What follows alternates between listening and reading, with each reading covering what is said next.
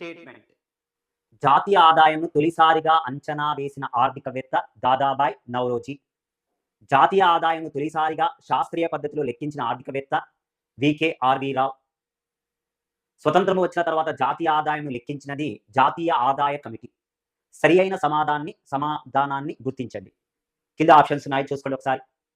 Okay, జాతీయ ఆదాయాన్ని తొలిసారిగా ఇండియాలో అంచనా వేసిన ఆర్థికవేత్త ఎవరండి అంటే దాదాబాయ్ నౌరోజీ అండి. కరెక్ట్ ఆప్షనే. భారతదేశంలో స్వతంత్రం రాకముందుకు తొలిసారిగా జాతీయ ఆదాయాన్ని అంచనా వేశాడు ఎవరండి అంటే దాదాబాయ్ నౌరోజీ. ఇతడు రచించినటువంటి ప్రముఖ గ్రంథము పేరు poverty and British rule in India అనేటువంటి గ్రంథాన్ని రచించాడు. ఇతడు భారతదేశంలో మొత్తము జాతీయ ఆదాయము 340 crores అని అన్నాడండి. 340 కోట్లు అన్నాడు. నెక్స్ట్ తలసరి ఆదాయము 20 రూపాయలు అని చెప్పి తెలియజేశాడండి. భారతదేశం మొత్తము జనాభా 17 కోట్లు అని తెలియజేశాడు.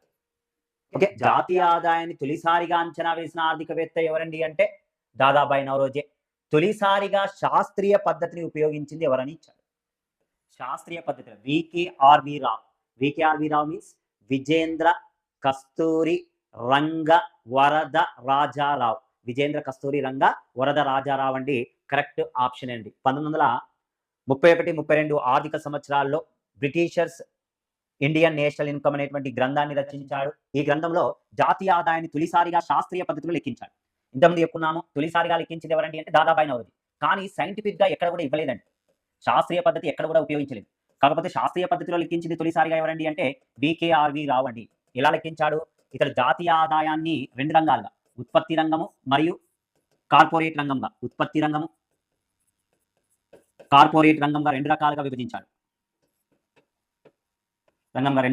డివైడెడ్ చేశాడు. ఉత్పత్తి రంగంలో మొత్తం కూడా అండి, ఉత్పత్తి రంగంలో టోటల్గా వ్యవసాయము అనుబంధ రంగాలకు సంబంధించింది గణించాడు. వ్యవసాయము మరియు అనుబంధ రంగాలు లెక్కిస్తే కార్పొరేట్ రంగంలో పారిశ్రామిక రంగము, సేవా రంగము పరిశ్రమలకు సంబంధించినటువంటిది లెక్కించాడు. ఎవరండి అంటే వికే.ఆర్.వి. రావు. ఈ 2 ఆప్షన్స్ కూడా కరెక్ట్. ఫస్ట్ సెకండ్ ఆప్షన్ అనేటువంటి కరెక్ట్ ఆప్షన్స్ ఏనండి. నెక్స్ట్, స్వతంత్రము వచ్చిన తర్వాత జాతీయ ఆదాయము లెక్కించింది జాతీయ ఆదాయ కమిటీ అండి. ఈ 3 కూడా కరెక్టేనండి. 1949లో జాతీయ ఆదాయాన్ని లెక్కించడానికి జాతీయ ఆదాయ కమిటీని ఏర్పాటు చేయడం జరిగింది. ఈ కమిటీకి అధ్యక్షుడు ఎవరండి అంటే పిసి మహనోబీస్ అండి. తొలిసారిగా భారతదేశంలో జాతీయ ఆదాయాన్ని అంచనా వేసింది ఎవరండి స్వతంత్రం వచ్చిన తర్వాత అండి అంటే జాతీయ ఆదాయ కమిటీ అని చెప్పి చెప్పవచ్చు. ఈ 3 కూడా కరెక్ట్ ఆన్సర్సే. A, B, C అనేటువంటివి 3 కూడా సరి అయినవి. Option 4 is the correct answer.